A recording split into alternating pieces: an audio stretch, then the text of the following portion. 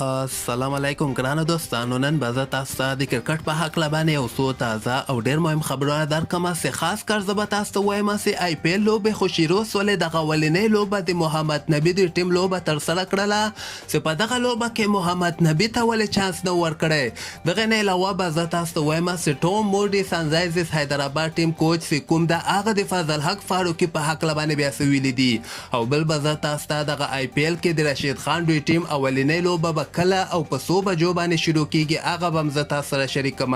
ویډیو تر اخره پورې وګورئ، په هر څه به تاسو پوه شئ. نو راځم اول زه تاسو ته وایم چې نن په آی پی ایل کې دغه اولنۍ لوبه چې کومه ترسره سوله چنئی سوپر کینګ ټیم چې کوم د کولکاتا نایټ رایډر سره دوی لوبه ترسره کړله. دغه لوبه خو کولکاتا نایټ رایډر ډېر په اسانۍ سره په 6 وکټو باندې ګټلې ده.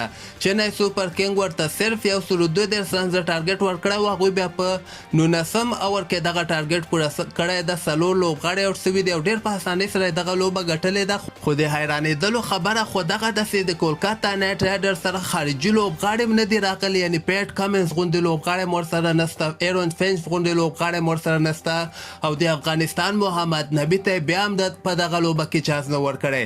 یعنی د محمد نبي په ځای باندې د هندوستان لوبغاړي ته په دغه لوبه کې چانس ورکړی ده. دغه 11 لوبغاړي تاسو وګورئ چې نن لوبه کې دغه لوبغاړو ته چانس ورکړی و. صرف 3 خارجي لوبغاړو ته چانس ورکړی ده چې په دغه کې سیم بیلنګس یو لوبغاړی خارجي ده، اینډرن رسل دویم خارجي لوبغاړی او دریم لوبغاړی سونی نارین دریم خارجي لوبغاړی. بقیه مکمل ټول هندوستان لوبغاړي په دغه لوبه کې لوبېدلي ول، حالانکه دوی 4 لوبغاړي هم کولی شي چې په یو لوبه کې دوی ولوبي. یعنی محمد نبي داسې ښکاري چې دی هسې په نوم باندې اخیستلی ده، دته مشکله ده که چېرته په لوبه کې چانس ورکړي. که بیا هم دته چانس ورکوي صرف یوه یا 2 لوبو کې به دته چانس ورکول کېږي، او بقیه دی دغه اوبو موبو راوړلو لپاره اخیستلی. څنګه چې تاسو وګورئ صرف 3 خارجي لوبغاړي په نن لوبه کې لګولي دي، حالانکه اوس دوی لپاره ښه چانس د نبي لپاره ښه چانس و چې دلته یې چانس ورکړی و، خو بیا هم نبي ته اهمیت نه ده ورکړی او د ده په ځای باندې صرف 3 خارجي لوبغاړي نن کولکاتا نایټ رایډر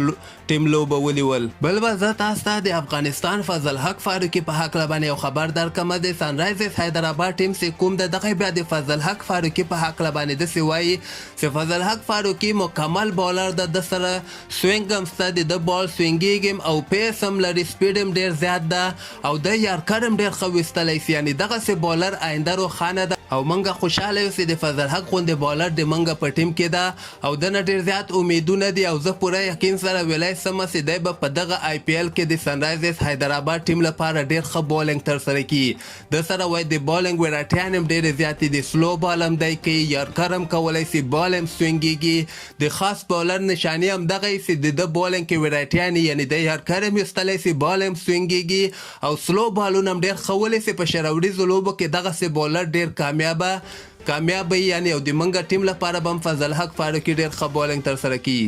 د نه علاوه به زه تاسو ته وایم چې سبا تاسې یعنې د یکشنبې په ورځ باندې د آی پی ایل کې 2 ډېرې زبردسته لوبې هم ترسره کیدونکي دي.